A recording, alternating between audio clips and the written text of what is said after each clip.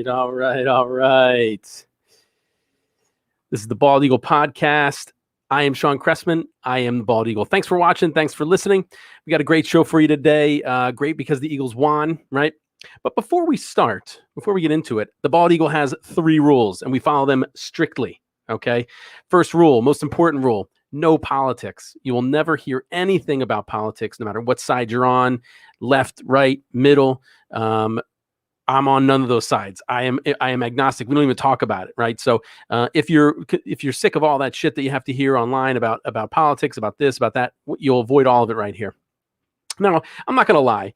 On occasion, if politics were to enter the the game, which they have to a degree, right, with COVID, we talk about it as minimal as possible. But we don't talk about viewpoints. We don't go any of that shit because I don't want to, right? So rule number 1, no politics. Number 2, no personal info. Right? I don't talk about my personal info. Don't talk about the player's personal info. I don't give a shit about what they do off the field, unless, of course, it would affect their play. And so we did a little bit last year when Wentz was really sucking it up. We did talk about him having a baby. Maybe that can, contributed to his issues. Who knows? And then lastly, I'm not censored. I say whatever I want. Now, this is a 100% Philadelphia Eagles podcast. So that's all we talk about. Again, just like everything, right? Because we talk about the Eagles, we do talk about NFC East opponents, just to give you an idea of how we're standing with schedules. So now we're going to get to one of my favorite parts of the show, beer with the birds, right? So today I am drinking a Victory Festbier. Instagram, I'm sorry, I don't have an image for you. I'll show you the beer real quick. There you go, Victory Festbier. So what I do is, I thought, what the hell? I'm not a big beer guy, but I'd like to try different beers. So I'm trying beers from the Philadelphia area. I'm on Victory right now. This is like the 7th or 8th beer that I've drank. And today I'm drinking the Festbier. So the Victory Festbier is a seasonal beer. You can't always get it. It says something about Oktoberfest, so I don't know if it's only available in the fall, but I got it like maybe a month ago, so it was still available in August. The alcohol content is 5.6%. The malt is imported 2-row Vienna and Munich German malts. The hops are whole flower German hops. And the notes, according to the website, it's subtly sweet with a delicate malt nose. Our Festbier gains its impressive body from our use of all imported German malts and decoction brewing process, right? Whatever that means, I don't know. Anyway, every time I drink a beer, the Festbier, I say go birds, because you know what? Go birds.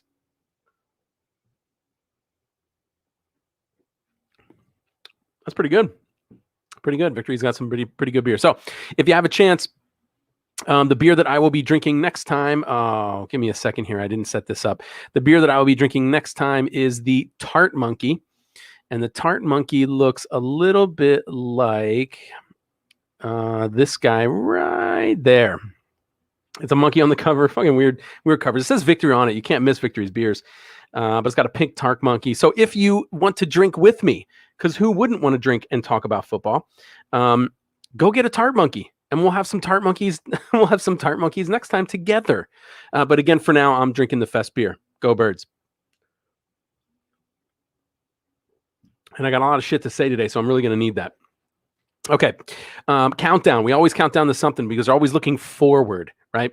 So we're counting down to our next game, week 2, our home opener, season home opener against the 49ers.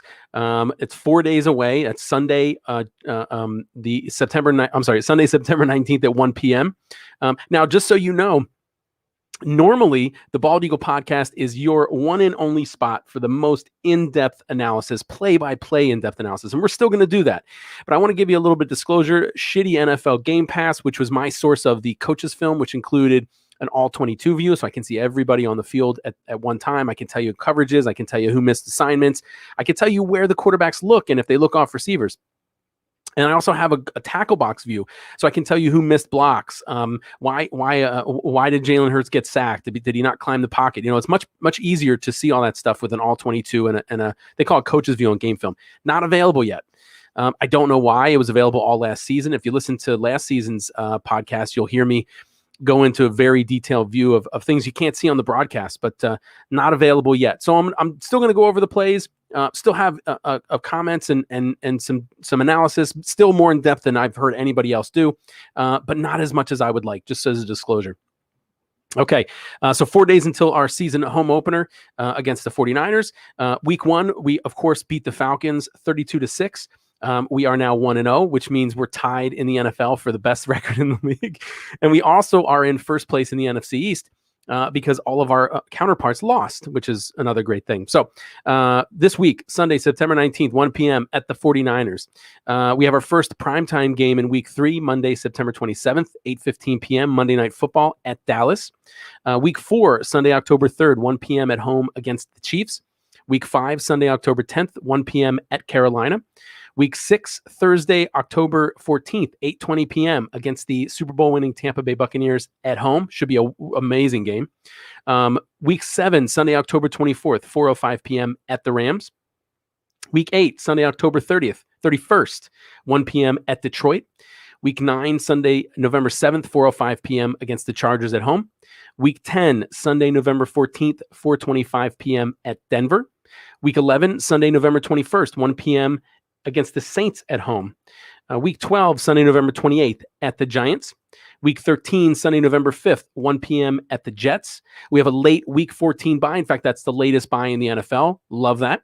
Week 15, a to-be-determined game. And I'll be honest, I didn't check on it over the last 2 weeks, but up until August 25th anyway, on the Eagles website, it was still to be determined. But we play the Washington football team either the 18th or 19th of December. Not sure what time. Then week 16, Sunday, December 26th, 1 p.m. at home against the Giants. Week 17, Sunday, January 2nd, 1 p.m. at Washington. And we end the season week 18, Sunday, January 9th, 1 p.m. at home, crushing the Dallas Cowgirls, eliminating their chances of getting into the playoffs and solidifying ours. I mention this every time. I love the late week bye, where we have the latest bye in the NFL. It's a long stretch to get there, but then we have rest and a shorter stretch into the playoffs. In comparison, Dallas has a week 7 bye. Washington has a week 9 bye, and Giants are week 10. So we're going to make those games a little more difficult because they've had rest, sooner than, before those games, and we haven't. But I think that week 14 bye is even better. Especially then the next string is Washington, Giants, Washington, Dallas. So 5 of the last 6 games interconference, we crush it, we win the division, and nobody else gets in. Okay, so then postseason wild card Saturday and Sunday, January 15th and 16th. Divisional playoffs Saturday, Sunday, January 22nd, 23rd. NFC and AFC championship games Sunday, January 30th. And then, of course, on Sunday, February 13th, 2022, Super Bowl 56 at SoFi Stadium in Inglewood, California, which you probably saw if you watched the Chargers game because they played there. Okay, just a quick draft recap, just so you recognize some of the names that I'm talking about, and just so I can continue to remember who we drafted and who's on our team. Real quick, 2022 NFL draft. As it stands right now, we have 2 first-rounders. We have 2 second-rounders, and we're going to talk about that 1 second-rounder becoming a first because of Carson Wentz, who's healthy and played. We have a third-rounder, a fourth-rounder, 2 fifth-rounders, and 2 sixth-rounders. One of those 6 can become a fifth if Gardner Minshew plays too much, and let's hope he doesn't. Well, I mean, maybe he does. Maybe he plays a little bit too much at the end because we're mathematically in, and there's no way we can improve. And then just as a recap, who we got in the draft this recent year, 10th overall, round 1, Devontae Smith, wide receiver from Alabama, had a great game. Round 2, number 37 overall, Landon Dickerson, center from Alabama. Sounds like he's getting healthier. Round 3, number 73, defensive tackle Milton Williams from Louisiana Tech, made an impact in the game this past week. Round 4, number 123 overall, Zech McPherson, corner from Texas Tech. I don't think he got any playing time. I didn't check, at least not on offense or defense, definitely special teams. Round 5, 150th overall, running back Kenneth Gainwell from Memphis. He contributed. He had a touchdown in the game. Round 6, 189 overall, Marlon Tuipulotu, defensive tackle from USC. Round 6, 191 overall, Teron Jackson, defensive end, Coastal Carolina. Round 6, 224 overall, Jacoby Stevens, linebacker, safety from LSU. Jacoby's the only guy that didn't make the active roster. He is on our practice squad. And then round 7, number 234, Patrick Johnson, outside linebacker from Tulane, who had some playing time, made some decent plays against the Falcons. And then one undrafted free agent that we collected is on our active roster, and that's Jack Stoll, tight end from Nebraska. All right, let's get straight to it. We played the Atlanta Falcons at Mercedes-Benz Stadium this past Sunday. We won, but let's go over the play-by-play. So they won the toss. They elected to receive. We kicked off. They get the ball at their own 25. Matt Ryan throws a pass deep to Calvin Ridley for 16 yards. Didn't start the game out very well, in my opinion. Our defense struggled to get to Ryan and to cover. We actually brought 5. We didn't necessarily. I don't know if you count bringing 5 a blitz necessarily. We brought more than 4 men, but they were all lined up on the line of scrimmage anyway. But we did bring 5. Didn't get any pressure. They ran a play action, pulls our linebackers up, which happens often, left a big wide hole in what I believe was zone coverage. Ryan sees his man open, throws an easy pass for 16 yards. Brings up a 1st and 10 for Atlanta on their own 41. No huddle. They run Davis to the right for 12 yards. Atlanta blocks to Ryan's right. Our whole defense goes with David. They goes right with Davis. Avery's supposed to have contain. He thinks it's a pass. After he crashes down to try and capture the run, he thinks it's a pass. He turns around and tries to run around, slips and falls, creates an opening in the flat for Davis to catch the ball and run for 12 yards. So, two unfortunate plays in the beginning, and they there were some times when we didn't do very well, and that's, everybody talks about how well the game went, and I'm glad we won, and overall we did very well, but defense wasn't as good as I would have liked it. I was hopeful that we would be able to get more pressure earlier on. 1st and 10, they're on our 47 now. Davis runs to the left for 4 yards. 2nd and 6 on our 43. Matt Ryan throws a short pass to Patterson for 1 yard, and then it's 3rd and 5 on our 42. Matt Ryan's in the gun again, throws a pass to Ridley on the right-hand side. We bring 4, unable to get any pressure. It looks like we're in man, and everybody was in man except for Singleton, Alex Singleton, who does struggle in coverage. He looks like he thinks he's supposed to be in zone. So he doesn't cover Ridley, who comes out of the backfield. Ridley's wide open, easy pass for an 11-yard completion. That gives the Falcons a 1st and 10 on R31. This time Matt Ryan throws the ball incomplete to the right to Pitts, who was open and caught the ball. He just couldn't keep his feet in bounds. So, and that happened a lot too. It looked like our defense did well at times. It looks like Atlanta stalled out in offense at times, but a lot of times it was their own fault. That's a perfect example. Pitts was open, throw was there. He just didn't get both feet in bounds. So that brings up 2nd and 10 on our 31. They run Davis to the right for 3 yards. 3rd and 7 on our 28. Ryan in the shotgun again, throws over the middle to Ridley for 12 yards. Hargrave and Cox, and this again was another theme, I think, in the game. Oftentimes we did get some pressure. We weren't quite able to get there until the end of the game when they were tired and they were holding the ball a little bit longer. But on this play, Hargrave and Cox are able to bull rush their men into Ryan, but not in time. It had no effect on the throw. Pass went to Ridley for 12 yards. Epps hit him almost immediately, but it wasn't hard enough and didn't dislodge the ball, so it was a catch. 1st and 10 on R16. We get a penalty for too many men on the field, which is that's bullshit. Go Birds. I couldn't see who didn't get off in time. Generally, it's a player that doesn't get off the field in time, but too many men on the field, so we lose 5 yards. So we give them 5 yards. So that brings the Falcons up to 1st and 5 on our 11. They run Davis to the right. This time we block him and stop him in the backfield. Loss of 2 yards. I'm sorry. Let me get that. Holy shit. Marvin Truitt. Yeah, I like these. I like this team is doing really well.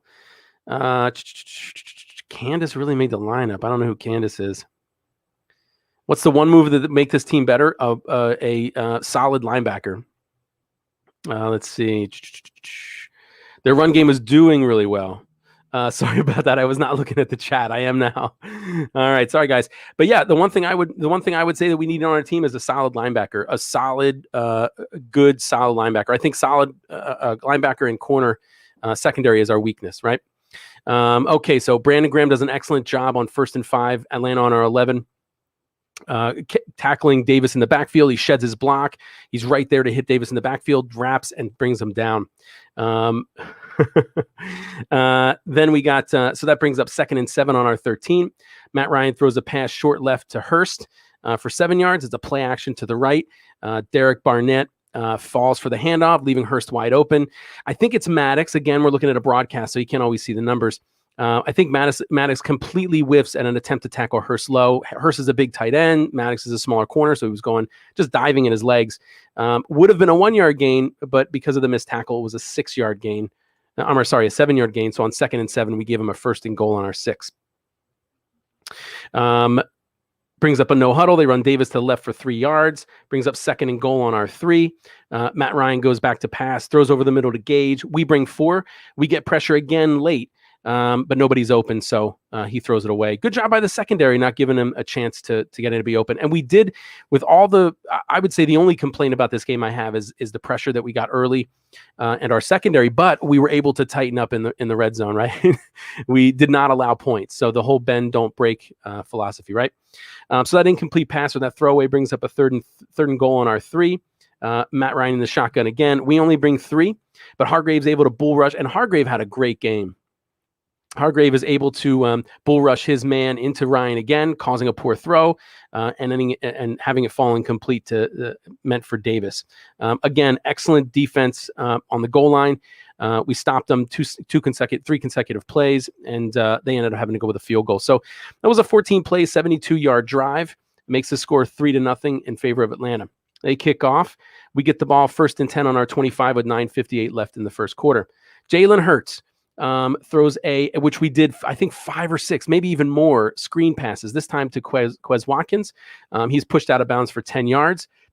On top of it, Harris for the Falcons got, because he hit him out of bounds, clearly out of bounds. Watkins had a full foot in the solid white section of the sideline, so clearly out of bounds. But you know what? Nobody got injured. It gave us another 15 yards. So we all of a sudden have a 1st and 10 on midfield, the 50-yard line. Hurts drops back again, throws over to the right to Watkins again for another screen. And we did an excellent job blocking downfield in this game as well. Oftentimes Kelsey or Sayamalu was downfield blocking for some of these screens and long runs. Excellent job blocking. So offense, I think, did an excellent job almost all the way around. This screen this time got us 11 yards, brought up a 1st and 10 on Atlanta's 39. Hurts in the shotgun again, does a run pass option. He keeps it. Sanders executes such a good fake that their outside linebacker Fowler tackles him, which is fortunate because if Fowler would have realized that the ball was staying with Hurts, he would have gotten sacked, right? But he goes after Sanders. Hurts throws the ball up to a wide open Watkins. But Oliver, their corner, is able to make a really good open field tackle, limits the gain only 2 yards. So that brings up 2nd and 8 on Atlanta's 37. Hurts in the gun again. Another RPO, which we ran a lot. Their outside linebacker Means crashes inside, falling again for the handoff, leaving the left side of the field wide open for Hurts to scramble, and he gets 13 yards. Brings up a 1st and 10 on Atlanta's 24. Delay a game.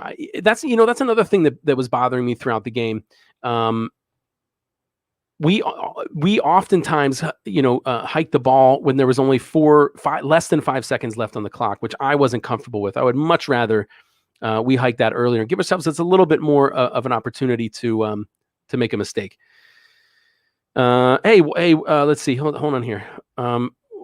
We got Walk XO from Twitch. I don't know who Candace is. I don't know how Candace made the lineup. So you got to give me that. You got to give me some more details about that. Okay.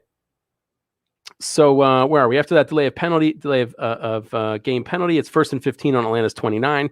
Miles Sanders runs to the right for 7 yards. Excellent blocking. Was able to make it to the 2nd level. So that's the level where the linebackers normally are without being touched. That means the offensive line did a great job. We run Sanders again to the left, this time for 4 yards. That brings up a 3rd and 4 on Atlanta's 18. Hurts is in the gun. We got 5 receivers, nobody in the backfield. 2 to his left, 3 to his right. The outside receiver to his left is Zach Ertz. The inside to his left is Devonta. So Ertz and Devonta Smith, right? Ertz runs an inside pattern, crossing in front of Devonta. Devonta runs an outside pattern. Excellent play call. Of course, that's going to confuse the corner. It's called I guess they call it a rub route, or it's not a block, right? You can't hit them because then you'll get a penalty, and that happened later to the Falcons. But Ertz does an excellent job of getting in the way, not hitting him, but getting in the way of the corner who is covering Devonta Smith. He loses Devonta Smith. Hurts throws a perfectly placed ball. Hurts actually throws the ball. If you watch the replay and you pause it, Hurts throws the ball right about the time that Devonta makes his cut outside. So excellent timing, excellent throw. Devonta Smith can run under it really very easily for an 18-yard touchdown. So this was one of the best plays that we've executed in a long time. All around, offensive line gave him time to make the throw, although he didn't need much. Right, both receivers ran excellent routes. Ertz ran an excellent route, got in the way. Smith ran an excellent route. Jalen Hurts puts the ball exactly where it needs to be. So very exciting and impressive drive the whole way down. Offensive line did well blocking. Just a really, really good drive for the Philadelphia Eagles. So, and of course they kicked the extra point and Jake Elliott nails it. So we're up 7-3, and that was a 7-play, 75-yard drive. Took 33 minutes and 41 seconds. So we kick off. Atlanta gets the ball on their own 17, 1st and 10 with 6 minutes and 17 seconds left in the first quarter. They run Patterson to the left for 10 yards. Avery does a great job getting into the backfield, but right as he's about to get to Patterson, he gets blocked by their fullback Smith. And then downfield, another thing we struggled with is our linebackers all got blocked, and their running back Patterson and Smith Davis were able to get deeper than I would like. On that penalty, on that play, there was defensive holding, so it was another 5 yards. So that gives Atlanta a 1st and 10 on their own 32. Matt Ryan throws a short pass to the right to Smith for 3 yards. We bring 5. It looks like Avery gets a clean shot at Ryan, which causes a throw to be rushed. Slay's able to hit him right after he catches the ball for what looks like it would have been a yard, but Slay can't hold on, and he gets another 4. So a couple of missed tackles. I guess you don't have. I have high expectations for the corners to tackle, but maybe in general you don't. But another missed tackle that we're up to maybe 10 or 15 yards that if we've tackled at first contact would have been eliminated. Okay, so then that brings up a 2nd and 7 on Atlanta's 35. Patterson runs to the right for 11 yards.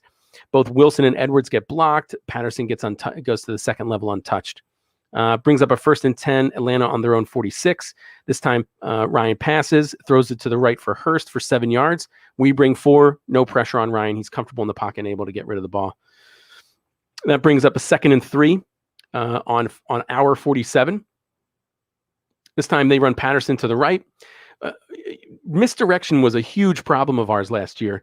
Running back starting to the right and then cutting left, our whole defense would crash down. And oftentimes, there's a linebacker or a corner or a safety that's responsible for contain. On this play, Patterson starts to the right. Our defense goes with it. He cuts to the left. What happens is Patrick Johnson, who I mentioned was one of our rookies, gets too deep. Right, he goes too deep into the backfield. So by the time he realizes that the play's coming his way, he's got contain on that side. He's too deep, and Patterson has already passed him. So he runs untouched for 13 yards. So again, Johnson's a rookie. He's going to get things. He's going to hopefully improve. But and he did. Throughout the game, he made some plays. So that 14-yard run brought up a 1st and 10 on our 33. They run Davis to the right this time, only for a yard. Johnson this time makes up for it and does an excellent job reading the play, filling the hole, and making a solid tackle. So that brings up 2nd and 9 on our 32. This time Ryan goes in the shotgun, throws a pass over the left-hand side to Pitts. We bring 4. No pressure, but Maddox has excellent coverage and is able to hit Pitts as he's catching the ball. Our game plan going into this must have been to make sure we covered Pitts. And I know the other game plan was on defense anyway, not to allow a big play. Go Birds! Because every time Pitts got the ball, he was hit almost immediately.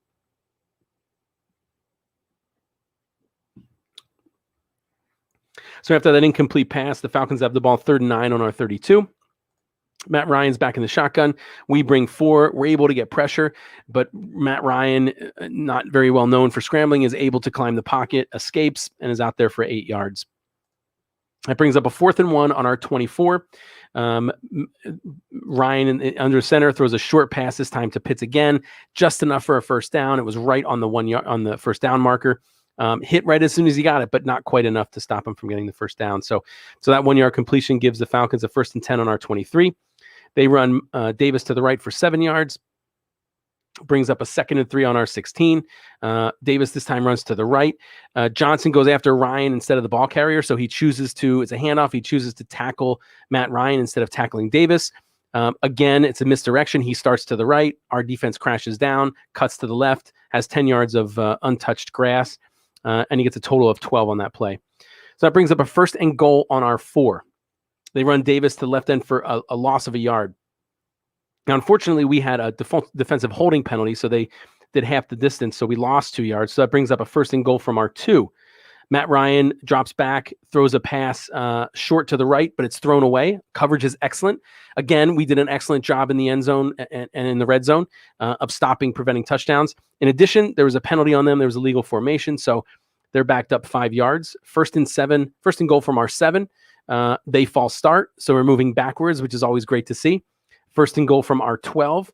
Ryan in the shotgun throws a pass on the right-hand side to Pitts. We bring 4, are unable to get pressure. But this time, Ryan throws a poor pass. Pitts was covered as well, so not a real good decision, but good job by our secondary. So that brings up 2nd and goal on our 12. They run Patterson to the left for 3 yards, and that ends the first quarter. Going into the second quarter, the Falcons still have the ball. 3rd and goal on our 9. Ryan in the shotgun. We bring 4. We're able to collapse the pocket, and Ryan's forced to throw the ball away. So excellent job that time with defense getting some pressure on him. Again, it's not that we didn't get pressure on them. It's just that we didn't get it consistently, and we didn't get it early. We allowed them to run down the field or pass down the field, and then finally we decided to get some pressure. Better late than never, but on the goal line. So they kick another field goal. That was a 15-play, 74-yard drive. The score is now 7-6 in favor of your Philadelphia Eagles. Go Birds. And that drive did take 6 minutes and 25 seconds. So they kick off. We get the ball 1st and 10 on our 17 with 14:52 left in the second quarter, first half. And as a side note, one thing that we really need to improve is our kick and punt returning. We did awful. And I say awful, not because we didn't get very many yards or we didn't get, our field position wasn't great. I say awful because both kick returner and punt returner, I think it was Watkins and Rager, neither of them tried to run straight up the field. They all tried to run around everybody, which is probably one of the most difficult things to do in the NFL is to return a punt and run from one end of the, run sideways around people. And it's a general rule when you play football, especially when you're returning, you run north and south. You do not run east and west. And they did that all game. The best strategy when you're returning kicks or punts, 99% of the time is catching the ball and going straight up the field. Not trying to juke people out, because the more time you waste, the more time you're giving 11 men that are running all towards you, the more you're giving them time to run and catch you. You run straight up the field and you run past them, right? So anyway, horrible job with kick and punt returners. Hopefully we can do a better job against the 49ers. Okay, so we got the ball again, 1st and 10 on our 17. Again, 14:52 left in the first half. Hurts is in shotgun, throws a short pass to Goddard for 13 yards. Excellent protection. Offensive line had a great game. Hurts rolls to the right, throws a quick, accurate pass to Goddard, who's open. Our receivers did a good job of getting open, too.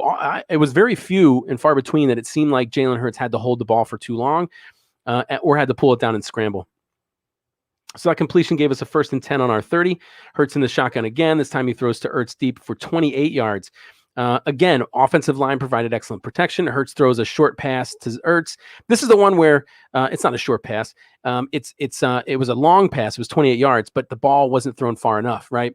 Hurts was wide open, and I'm not sure why, but Hurts kind of doesn't put quite enough on the ball. So one of the very few, and I wouldn't necessarily call it a mistake, right? One of the very few opportunities for Jalen Hurts to do a little bit better. He could have put more on that ball. From what I remember, there was a lot of grass behind Ertz, so could have been a significantly longer play. So that play brings up a 1st and 10 on Atlanta's 42. Hurts in the shotgun again. This time he throws over the middle to Miles Sanders, but it's incomplete. Excellent protection, but the ball's tipped at the line. So that brings up a 2nd and 10 on Atlanta's 42. Rerun Sanders to the right for 6 yards. Sanders had an excellent game. Brings up 3rd and 4 on Atlanta's 36. Hurts in the shotgun, drops back. This time he throws it to Devontae Smith. Again, thrown slightly behind Smith, who had a step. If it was thrown in front of him, probably would have been completed. But it was slightly behind him, which means the corner had a good position to knock it down. So that brings up 4th and 4 on Atlanta's 36. Hurts is in the gun. He drops back. Bullard bull rushes Malata. Hurts feels the pressure. Now, Malata was pushed back a little bit, but he was containing him. Hurts feels the pressure, should have stepped up in the pocket. Again, I'm being picky, right? I'm analyzing the whole game, and what the perfect situation, right? Should have stepped up. Had Hurts stepped up, things may have been different, but he doesn't. He rolls back, and he rolls very far back and deep. Jarrett's able to release from his block. He was blocked well. But now that Hurts is behind him, it's easy for him just to turn around and run. Jarrett was much quicker than we all, I think, expected, and was able to pressure Hurts towards the out of bounds marker, and Hurts ends up throwing it away. So again, overall Hurts had a great game. But there was a couple things he could have done better. He could have climbed the pocket that time when he felt pressure that really wasn't there. So on the 4th and 4, we turn it over on downs. That gives Atlanta the ball, 1st and 10 on their 36 with 12:46 left in the half. First play, penalty, offensive holding, 10 yards. So 1st and 20 on Atlanta's 26. This time, Matt Ryan throws a short pass to Davis for 9 yards. Brings up a 2nd and 11 on Atlanta's 35. We encroach. Fletcher Cox specifically encroaches. So that gives Atlanta 2nd and 6 on their 40. They run Patterson to the left for 2 yards. 3rd and 4 on Atlanta's 42. They get another penalty on Mayfield, false start, 5 yards, so they move back more. 3rd and 9, Atlanta has the ball on their own 37. This time they run Patterson to the right. Wilson misses a tackle, and he's able to get 11 yards. So missed tackle by Wilson. That brings up a 1st and 10. Atlanta has the ball on their own 38. They run Patterson to the right for 3 yards. Brings up 2nd and 7 on R49. This time Ryan drops back to pass, throws a ball to the right. We bring 4. Kerrigan and Barnett get past their men to tackle Ryan, who's able to get rid of the ball to prevent the sack, which, in my opinion, was kind of annoying, right? We got to him, we grabbed onto him, but he's able just has enough time to get rid of it. Now, the good news is it was intentional grounding, right? So there was a penalty on that one. So instead of it being 3rd and 7, it's now 3rd and 21. They're pushed back to their own 37. Matt Ryan throws a pass over the middle to Hurst for 9 yards. Brings up 4th and 12. We run prevent. We let them get 9 yards, and we know they need 21. So it brings up a 4th and 12 on their own 46, and they punt. We get the ball 1st and 10 on our 19 with 8 minutes and 54 seconds left in the half. We run Sanders to the right for 6 yards. Brings up 2nd and 4 on our 25. Hurts in the shotgun, throws a short pass to the right to Devonta Smith. We give him good protection. It's a quick, accurate pass. Devonta Smith is able to get open. That brings up a 1st and 10 on our 33. Hurts throws another pass to the right, again to Devonta Smith, this time for 4 yards. Good protection, quick, accurate pass. 2nd and 6 on R37. Hurts throws another pass to the right to Devonta Smith, this time for 19 yards. Again, good protection. Hurts rolls to the right just to give himself some time. Didn't have to, but is able to throw a real accurate pass to Smith, who's wide open. That brings up a 1st and 10 on Atlanta's 44. Hurts throws another pass, short to the right to Devonta Smith, 4 in a row, this time for 3 yards. Good protection, quick, accurate pass. Devonta Smith did an excellent job of getting open, especially on these 4 plays. I mean, he got the ball 4 times in the row. He's either running great routes, which I would know if I could see the all 22, and I've heard great things about, or their secondaries in zone just letting them get open, which why would you let Devonta Smith, which is probably our biggest threat, be open? So that brings up a 2nd and 7 on Atlanta's 41. Hurts in the shotgun again, throws the pass to the left-hand side to Rager for 9 yards. They bring 5, one of the rare times that they bring more than 4. We do an excellent job picking it up. Hurts has plenty of time to throw that accurate pass to Rager. So good job by the offensive line. 1st and 10, we have the ball on Atlanta's 32. We run Sanders for 8 yards, but Lane Johnson grabs one of his defensive lineman's shoulder pads, considered holding. Really didn't have an effect on the play, so it was a bad choice by Lane Johnson. So that brings that back. Gives us a 1st and 20 on Atlanta's 42. Hurts throws a short pass to Gainwell, loses 3 yards.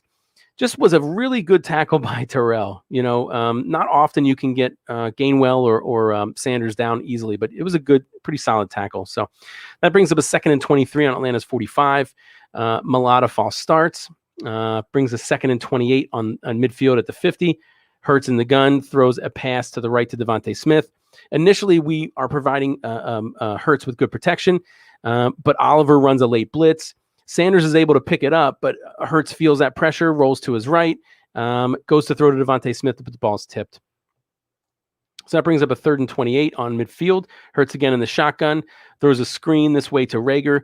If you watch this over again, maybe Watkins, I think Watkins did a really shitty job blocking. He almost lets go of his guy right at the moment that Rager gets the catch. Who knows what would have happened had he held that block? But that was disappointing to me. Wish Watkins would have done a better job blocking. But because he didn't, 1 yard gain on 3rd and 28, so we have to punt. The Falcons get the ball back, 1st and 10 on their 8 with 3 minutes and 38 seconds left in the half. They run Davis to the right for 1 yard. Brings up 2nd and 9 on Atlanta's 9. Mayfield false starts. Brings up 2nd and 13 on Atlanta's 5. They run Davis to the left for 4 yards. Brings up 3rd and 9 on Atlanta's 9. They run Davis to the left for 3 yards. Brings up the 2-minute warning. And a 4th and 6 on Atlanta 12. So they punt. We get the ball 1st and 10 on our 38 with 1 minute and 44 seconds left in the half. Hurts is in the shotgun, throws a pass to the right-hand side to Gainwell for 9 yards. Great protection, quick, accurate pass, which we need in these 2-minute drills, right? Brings up 2nd and 1 on our 47. Hurts in the shotgun again. This time he throws to the right to Gainwell. It's incomplete. Their corner Harmon runs a late blitz and is able to get in Hurts' face, causing a poor throw. So we got 3rd and 1 on our 47. We run Gainwell to the right for 3 yards, get a 1st down at midfield. This time, Hurts is in the shotgun. Their outside linebacker Means runs a late blitz. Gainwell picks it up, but again, Hurts feels pressure, climbs the pocket, sees a little bit of open grass to his right, takes off. But Grant's able to close a lot more quickly than I would have expected and limits Hurts to only 4 yards. At least he gets out of bounds to stop the clock. That brings up a 2nd and 6 on Atlanta's 46. Sayamali gets a penalty for a false start. So we back up a little bit, 2nd and 11 on our 49. Hurts in the gun again, throws a pass this time to Ertz to the right-hand side for 6 yards. Good protection, quick, accurate pass. Go Birds.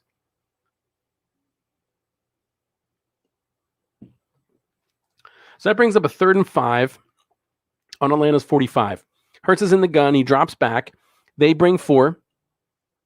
Their linebacker, Tuiatu Mariner, is able to get around Malata, who had a pretty good game. Alokun and Jarrett run a crossing stunt. Jarrett ends up getting free. He has a shot at Hurts. Hurts is able to slip out of Jarrett's tackle, run for 11 yards. The reason I bring this play up is that, again, last year, our offensive line struggles to block stunts. When they switch sides, when they crisscross, we're just, and this is an example, right? Jarrett and Olokun crisscross, and Jarrett has a free run at Hurts. Hurts does a great job of avoiding the tackle, runs for 11 yards and out of bounds for a 1st down. Great job. But we should be able to pick those up, right? So that brings up 1st and 10. We have the ball on Atlanta's 34. We run Gainwell to the left for 4 yards. We call a timeout with 48 seconds left. Brings up a 2nd and 6 on Atlanta's 30. Hurts is in the gun. He drops back. Initially, again, protection is good, but Moreau runs a late blitz.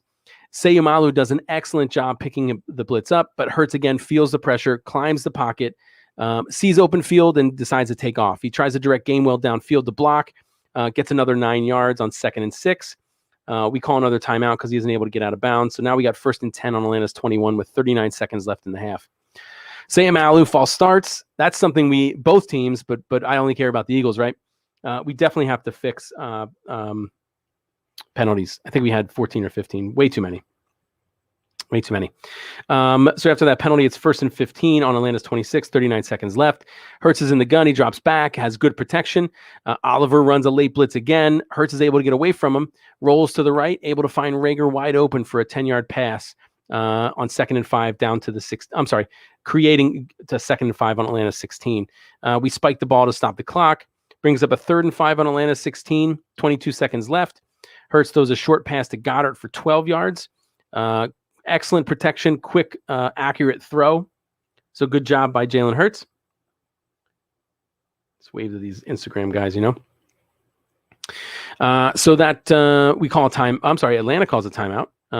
We got 1st and goal at Atlanta's 4. Hurts throws a short pass to Gainwell for 4 yards, he scores a touchdown, but it's nullified. Lane Johnson was downfield. It was supposed to be a shuffle, whatever you want to call it. So the lineman had started blocking downfield. It was disrupted, so it took longer for Jalen Hurts to throw the ball to Gainwell, so that's why it was ineligible downfield. So we got a 1st and goal on Atlanta's 9 with 9 seconds left in the half. Hurts is in the gun. He drops back, has good protection, climbs the pocket, rolls to his right, throws an excellent pass to Goddard, who dives in the end zone for a 9-yard touchdown. Great play. This is what we call throwing the receiver open. If you watch the replay, Goddard was covered. Actually, I think Goddard was double covered, if I remember correctly. Hurts throws the ball. Goddard seemed like he was running to his left, covered by both receivers. Hurts throws the ball to Goddard was running to Hurts' left, covered, I believe, double covered. Hurts throws the ball to Goddard's to Hurts, his own right. Goddard turns around, dives, grabs the ball. Excellent play all around, but he threw the guy open. He was covered, and the way he threw the ball created him to be open. All right. Thank you very much, Diamond Club, which is another one of our shows. If you're a Phillies fan or a baseball fan, you got to watch and listen to the Diamond Club podcast. But news coming out that they shared with us. Thanks a lot, Diamond Club. Defensive end DeMarcus Lawrence for the Cowgirls suffered a broken foot in practice. Never like to hear people get hurt, but I always like to hear the Cowgirls suffer. So, I'm a little torn. But that should affect their defense. So anyway, great play by the Eagles. Score a touchdown with 9 seconds left in the game. We're about to go for a kick, but Davidson is in illegal formation. We get a little bit closer, so we decided, what the hell, let's go for it. And Miles Sanders runs it in for a 2-point conversion. So that makes the score 15-6 in favor of your Philadelphia Eagles. That was a 12-play, 62-yard drive that took 1 minute and 42 seconds off the clock. We kick off. They kneel on it. End of the half. So that brings up the third quarter. Go Birds.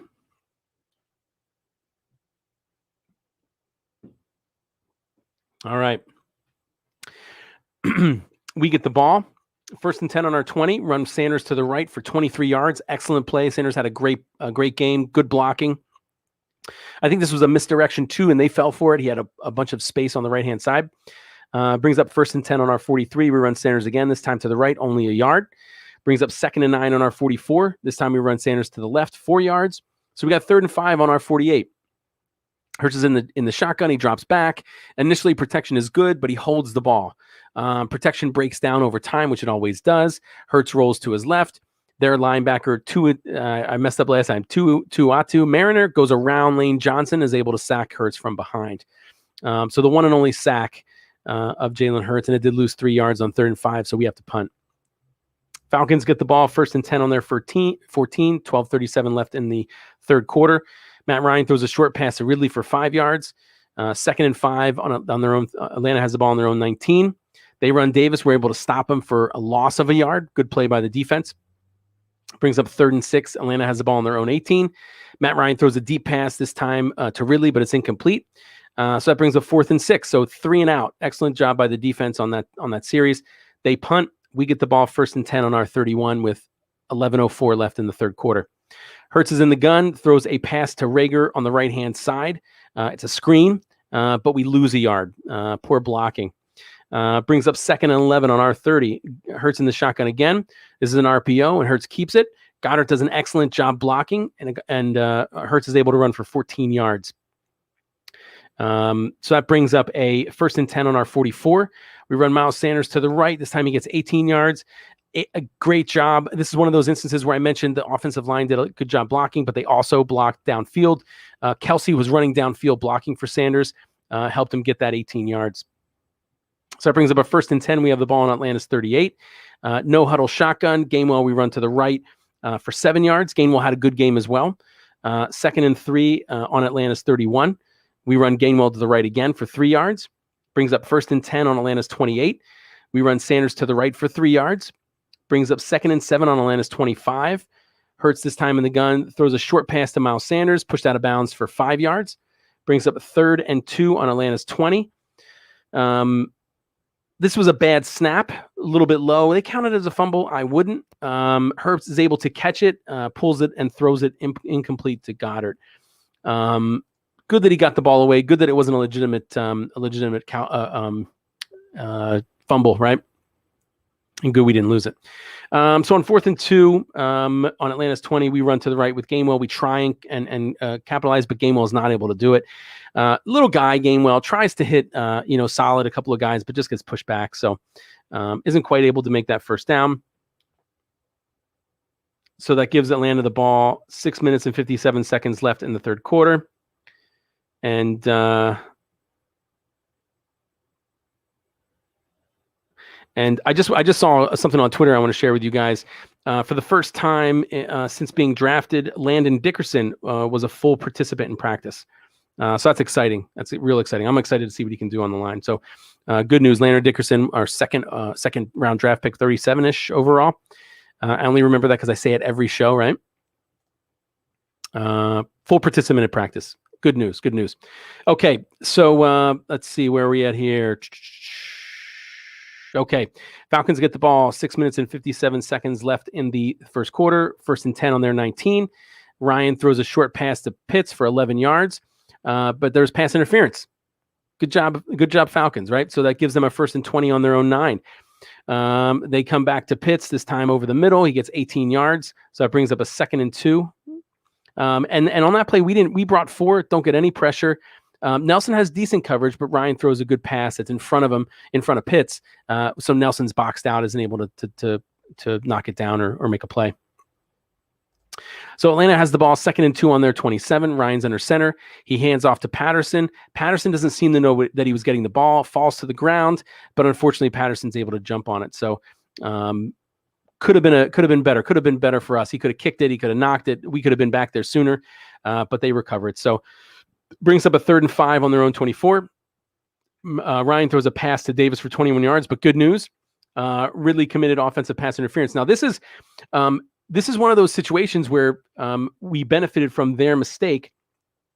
It wasn't good play on our part. Ridley turns and hits Singleton while the ball's in the air. No need to hit Singleton. Singleton wasn't anywhere near the play. If Ridley doesn't hit Singleton, doesn't reduce the yardage, basically all unnecessary. But the point I'm trying to make is our defense allowed him to get open. Would have been a 21-yard completion. And I'm not saying it would have changed the tempo of the game or any of that stuff, but 21 yards is 21 yards, right? But fortunately, Ridley makes a stupid play, causes pass interference, so that doesn't count. So now we got a 3rd and 15, or they have a 3rd and 15 on their own 14. We know they need 15 yards. We play prevent. Matt Ryan dumps it off underneath for 5 yards, brings up 4th and 10, and they punt. We get the ball 1st and 10 on our 50, not because of a good return, because you heard me bitching, right, that our return sucked. It was just wasn't a great punt. So we get the ball 1st and 10 on midfield, 4:24 left in the third quarter. Hurts throws a screen to Goddard for 8 yards, brings up 2nd and 2 on Atlanta's 42. Sanders runs to the right for 1 yard, brings up a 3rd and 1 on Atlanta's 41. Sanders runs to the left for 6 yards, brings up a 1st and 10 on Atlanta's 35. Hurts in the shotgun, run pass option. Hurts keeps it. Their linebacker, Ogundehi, reads the play well, able to tackle Hurts after only 2 yards. But it's a positive. It's not a sack, right?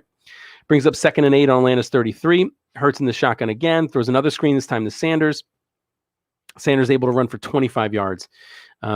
Again, Sanders is top 5 running back. Top 10, definitely. I think he's around the top 5. He just doesn't get the ball as much as everybody else. In addition, Jarrett on that play held. So we had defensive holding, so that helped us out even better.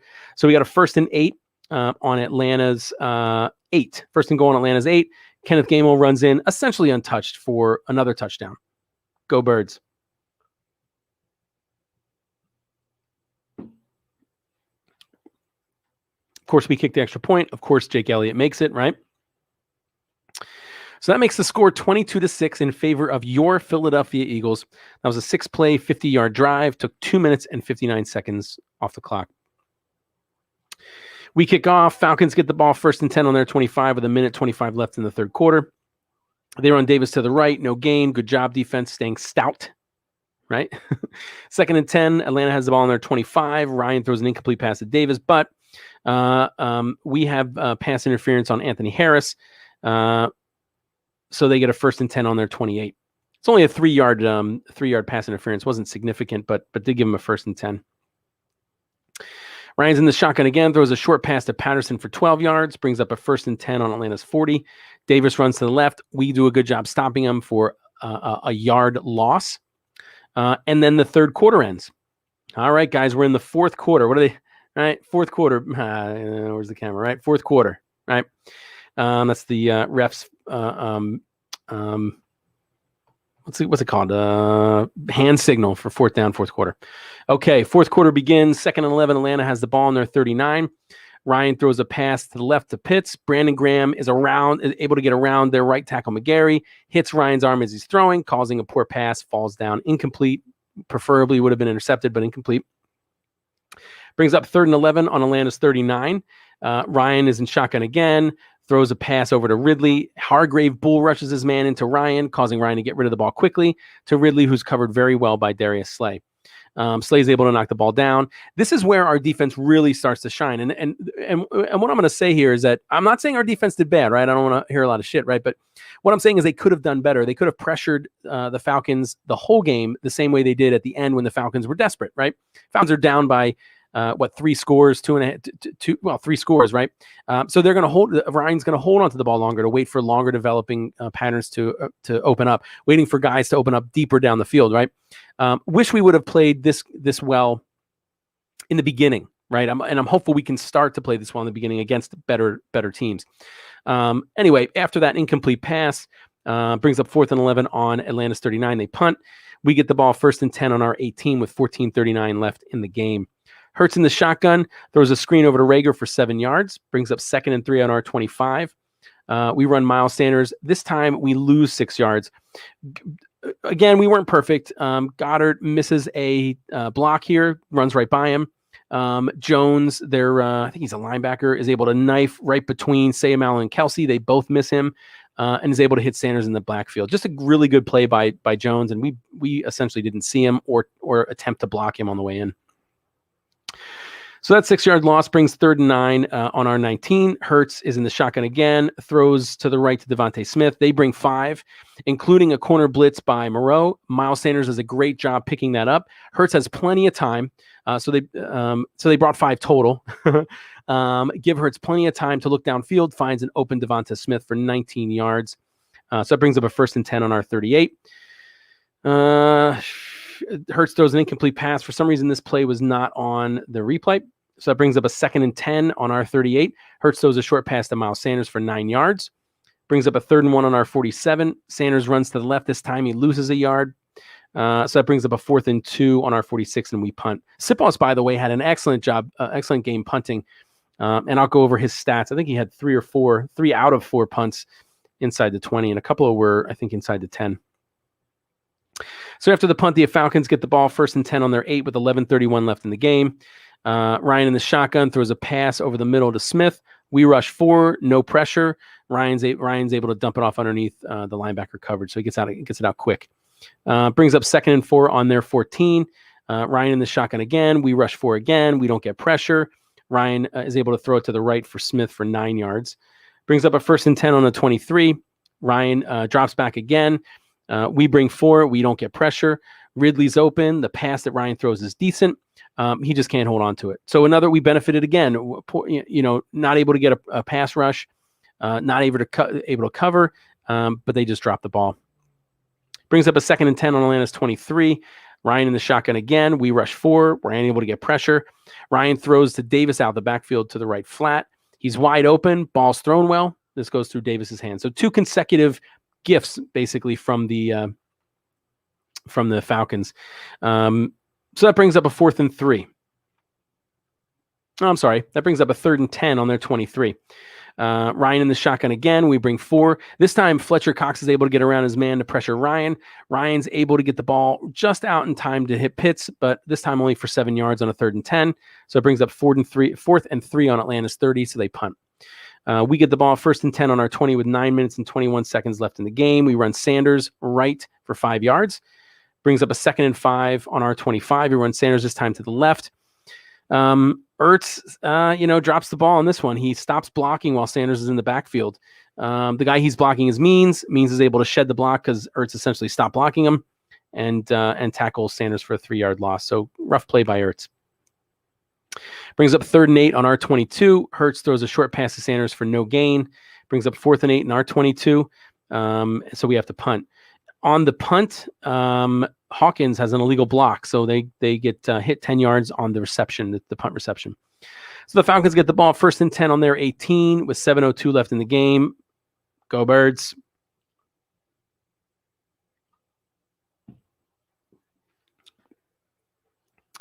Ryan's in the shotgun, throws a short pass to Davis for 6 yards. Brings up 2nd and 4. Atlanta has the ball on their own 24. Ryan throws a short pass over the middle to Davis. We bring 4, can't get pressure. Ryan dumps it off to the running back over the middle for 8 yards. Brings up a 1st and 10 on Atlanta's 32. Ryan's in the gun. He drops back. Protection's good initially, but Hassan Ridgway bull rushes. Another bull rush. That was our main successful move. Bull rushes his man back. Ryan steps up. Ridgway is there to grab him and throw him down. Unfortunately, if you remember this play, if you watched it, as Ryan is falling, he throws the ball to the ground real quick. Now, I think it's bullshit.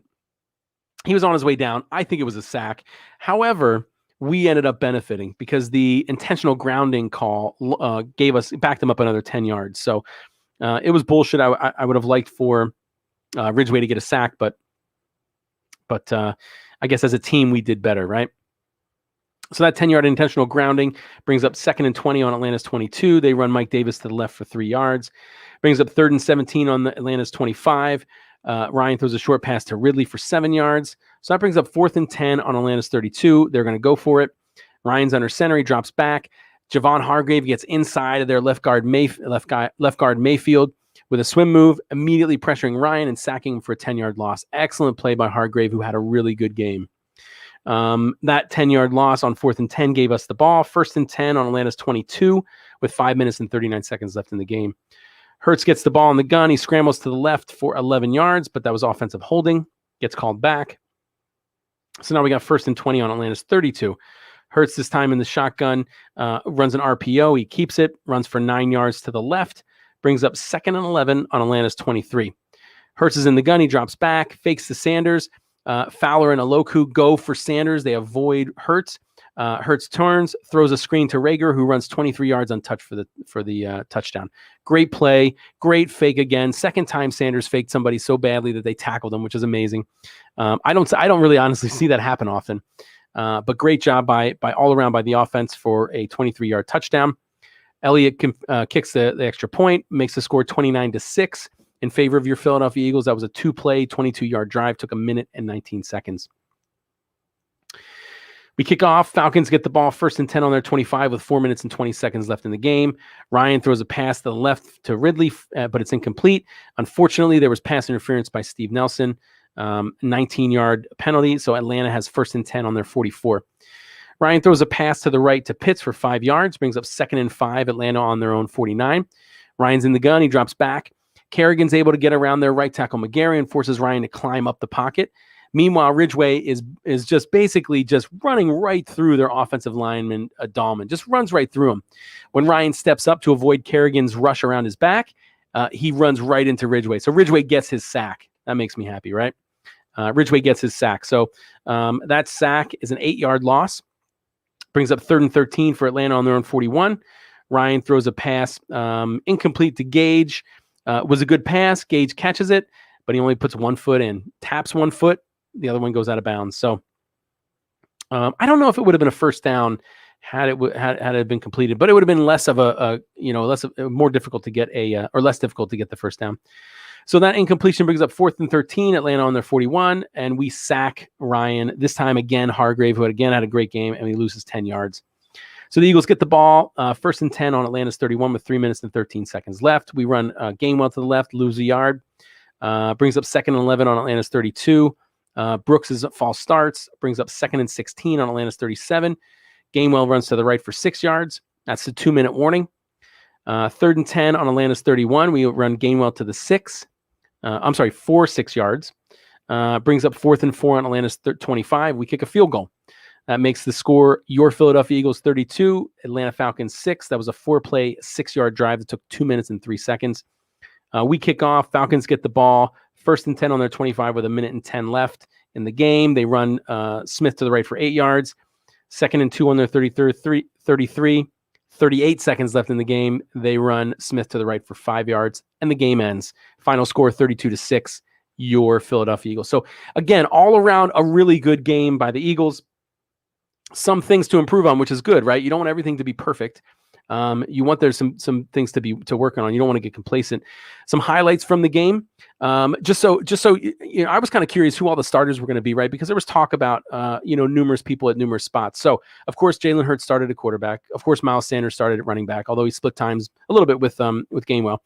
Dallas Goedert was listed as the starter. He technically started the game, but Zach Ertz played 58% of the snaps. Doesn't mean that when Ertz was in, Goddard wasn't. You remember that the Eagles play multiple tight end sets. The starting receivers, which surprised me, were Devonta Smith, J.J. Arcega-Whiteside, and Quez Watkins. However, J.J. Arcega-Whiteside only played 23% of the snaps. Rager played 70%. So while he did officially start, Rager played more of the game. And I don't know that I would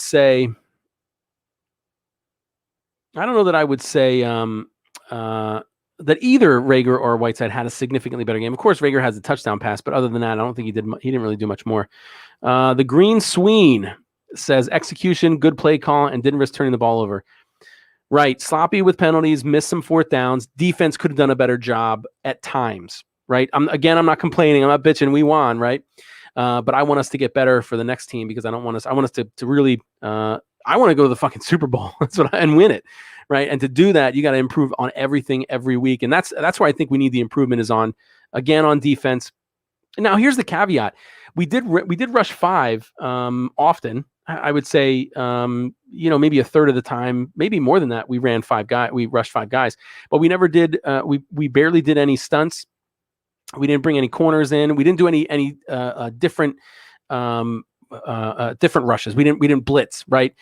So in that light, defense didn't do so bad. I wish I had the all 22 view because I'd really like to see if we played zone often because we weren't last year. We were a pretty shitty zone coverage team. And I don't know if that's carrying over into this year or not. Probably because most of the players are still the same. But anyway, overall, a great game, right? Some really bright spots. That touchdown pass to Devonta Smith, that was textbook on every level. And just for us to execute on that level, even on that one play, not that we didn't do it on others, it's just a turnaround from what we saw last year, right? There was very few plays that went that well. Because who the hell would have caught the ball? And let's be honest, who would have thrown it? It wouldn't have been Wentz, right? So anyway, we went over the receivers that started. Offensive line, Jordan Mailata, Isaac Seumalo, Jason Kelsey, Brandon Brooks, Lane Johnson, all played 100% of the snaps, which is awesome, right? Again, a significant departure from last year. And let's knock on wood that they all stay healthy for the majority, if not all of the season, right? I don't know if it's likely that they all stay healthy all season, but let's just hope that 4 or more of them stay healthy for the majority or not all the season, right? On defense, defensive lineman starters are Brandon Graham, Javon Hargrave, Fletcher Cox, and Derek Barnett. Linebackers were Jannard Avery, Eric Wilson, and TJ Edwards. I'm surprised Alex Singleton didn't start, but he did play 60% of the snaps. The corners were Steve Nelson and Darius Slay. Steve Nelson did play. Steve Nelson was one of the handful of guys along with Anthony Harris. Those are the only 2 guys that played 100% of the defensive snaps. And then Darius Slay did start. Avonte Maddox played 62% of the snaps. And again, from what I could see from the broadcast, Avonte Maddox played better than I would have expected. So maybe making some improvement. Marcus Epps and Anthony Harris were the starting safeties. Of course, Marcus Epps got hurt. He has that concussion. And Kayvon Wallace came in, played 89% of the snaps. And I'm hopeful that Kayvon Wallace turns into something great in his second year. Hurts stats, he ended 27 completions, 35 attempts. That's a 77.1 completion percentage, which is excellent. He had 264 yards, 3 touchdowns, no interceptions. He did get 1 sack and did get sacked once for 3 yards, but that's not significant. His quarterback rating was 126.4, which is excellent. Anything over 100 is pretty good. He did also contribute on the ground, right? 7 rushes for 62 yards, which is an 8.9 average. That's good. I'm not a big fan of quarterbacks rushing a lot, but I'm a huge fan of quarterbacks that can run and move around in the pocket when they need to. And I think he's at very minimum that. If not, he might be a little bit more of a running guy. Miles Sanders, 15 rushes for 74 yards, 4.9 average, which is excellent. He also had 4 receptions on 5 targets for 39 yards, which is a 9.8 average. So Miles Sanders contributed very well, excellently. I don't know what the word is for, but I'm a big Miles Sanders fan. Devonta Smith had 6 receptions on 8 targets for 71 yards. It's 11.8 average and 1 touchdown. Good game for him, especially for the first time in his first game in his NFL career. I mentioned Siposs did an excellent job punting. 4 punts for 189 yards, which is an average of 47.3, and 3 of those 4 were inside the 20. So Siposs did an excellent job punting. I mentioned before we did a horrible job with punt and kick returns. It was Rager and Watkins, always trying to run sideways, and that either lost them yards or got them none. Right, just a waste of energy. Need to run up and down. Need to run immediately when you catch the ball. Run straight up the field. You can angle slightly to the right or left if that's the way your blocking is, but not not parallel to the yard markers. Just you need to run straight up. We didn't do a great job on third down. Third down, we were 6 for 13, which is 46.2%. Did a horrible job on fourth down. We were 0 for 2. However, we did really well when it mattered, and these are important stats. We were 3 for 3 in the red zone, 2 for 2 when it was goal to go. So first and goal, second and goal, we were 2 for 2. So that's where it's most important, and that's where there was a stark difference. The Falcons were 0-2 in the red zone and 0-2 in goal to go. Right, the 2 times they were down there threatening to score, we stopped them. Something that carried over for the Falcons from last year. We had 14 penalties for 89 yards. That's twice as many as we should have. We shouldn't even, 7 I think is okay. 6 or 7 is okay. 14 is way too many. We had 2 times, almost twice as much passing yards as the Falcons did, which is remarkable when you think about Matt Ryan. We had 261 yards passing. They had 136. We had 50 more rushing yards. That I guess I would expect that. We had 173. They had 124. Even though we outscored them, even though we outran them in plays, we didn't have the ball that much more than them. We only had 3 more minutes. We had the ball for 31 minutes and 3 seconds. They had it for 28 minutes and 57 seconds. Now, that's also important because if you're going to look at when we were our most successful, 2017, the 2 significant differences between 2017 and any other year that we've had, number 1 was the turnover ratio, which we didn't have any this game, which is fine because we didn't give it up. But the other significant difference was the amount of yards per play. And we had the ball for the same amount of time, ran about the same amount of plays, but we averaged more yards per play. That was a significant difference in 2017 on top of the touchdown percentage. You look at Carson Wentz's stats, not much different. And I'm only talking about him to compare seasons, not much different in subsequent seasons as far as touchdown and interception percentage, yards, but the amount of touchdowns per the amount of attempts was significantly higher in 2017. So good job all around. Those stats are really, really encouraging. Jalen Hurts' 126.4 passer rating was the highest by a Philadelphia Eagle since Nick Foles played against the Vikings in the 2017 NFC Championship game, and he had a 141.4. For the record, 158.3 is perfect NFL quarterback rating, but highest since by any Eagle, including Carson Wentz. Right, so Jalen Hurts' first game as officially the starter with his first offseason has the best. Now, I think Jalen Hurts did an excellent job. I think he can continue to do an excellent job. That doesn't mean he's going to. So I'm not saying Super Bowl, but good things we saw. Pro Football Focus rated Jalen Hurts the second best quarterback in Week 1. They gave him an 87.9 passer grade. The only person that he did not beat was Tom Brady, who had a 92 passer grade. And since 2010, some other things to get you, hopefully get you excited. Since 2010, there were 15 teams who won their season opener by 26 or more points. Out of those 15 teams, 10 of them made it to the playoffs. Okay, let's get some quick Eagles news. Go Birds. Okay, so I mentioned what's going on, Eagles Uncensored podcast. That sounds a lot like this one. How you doing, man? Go Birds, right? Go Birds. Injury news. So I mentioned that Landon Dickerson, full participant in practice, so that's excellent news. Offensive tackle LaRaven Clark is out. He's put on the practice squad injured reserve. At practice, Arcega-Whiteside did not practice because of his ankle. Brandon Brooks didn't practice because of his knee and he needed some rest. Marcus Epps has that concussion. He didn't practice. Zach Ertz, because of a hamstring, didn't practice. And Ryan Kerrigan, for personal reasons, didn't practice either. Rodney McLeod was a limited participant. because of his knee. Miles Sanders, because of his ankle and additional rest, was a limited participant.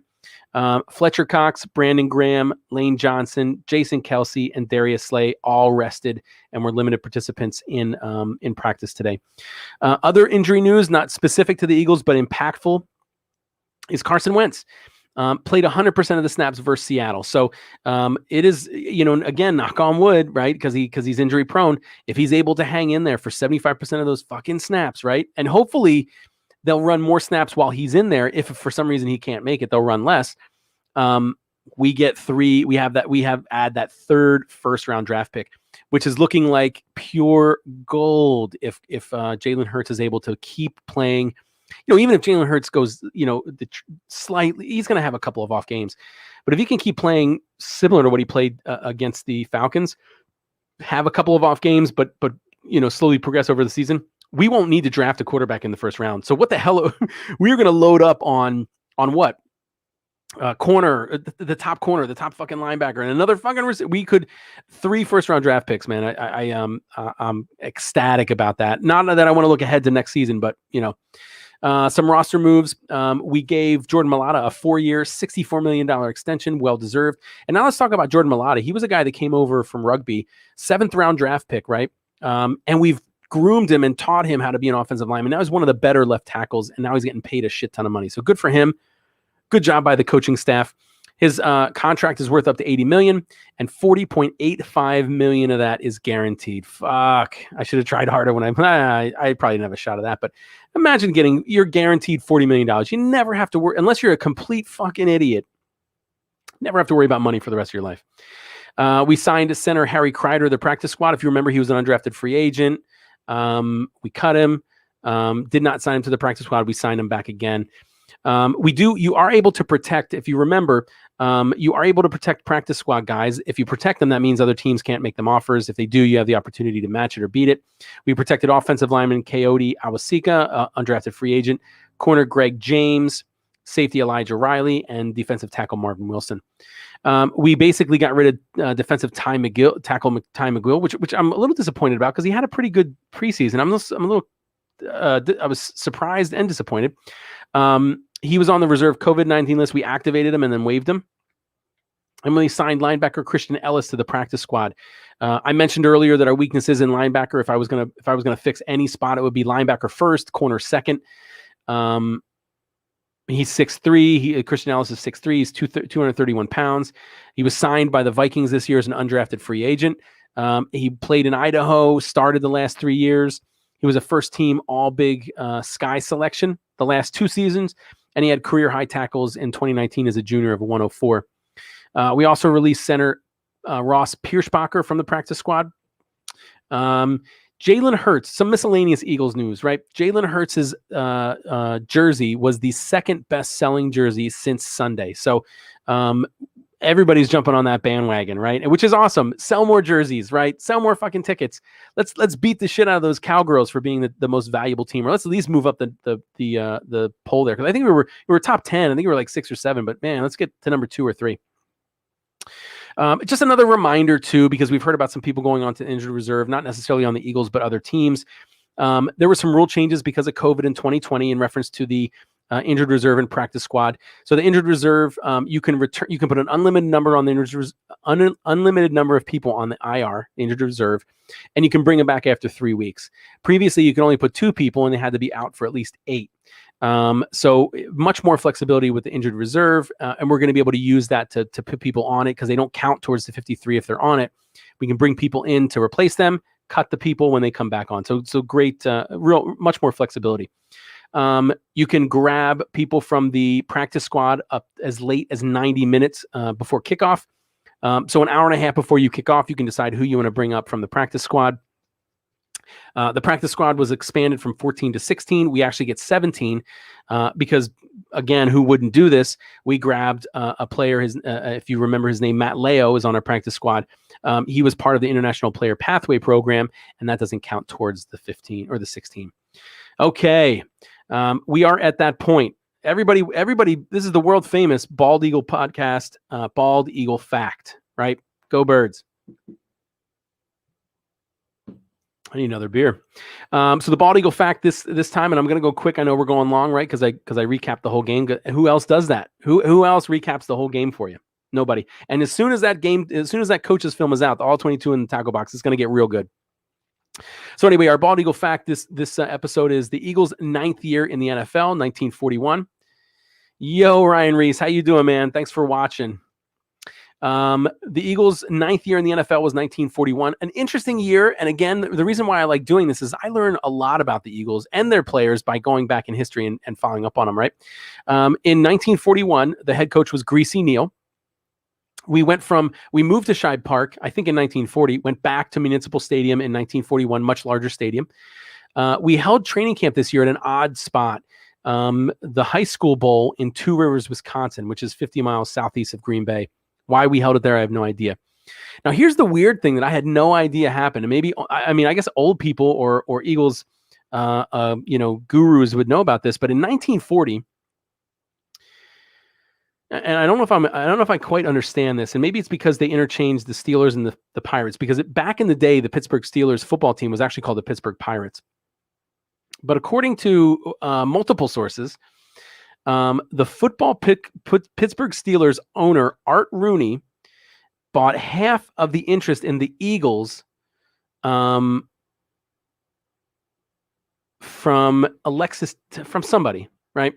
And sold the Pirates to Alexis Thompson. Okay.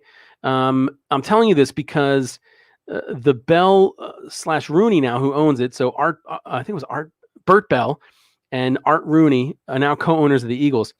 They moved to Pittsburgh. The Steelers' corporate name remained the Philadelphia Football Club until 1945. So the Philadelphia Eagles organization and corporation, including most of the players, moved to Pittsburgh in 1940. Who the hell knew that shit? Thompson's Steelers, Alexis Thompson owned the Pirates / Steelers, moved to Philadelphia.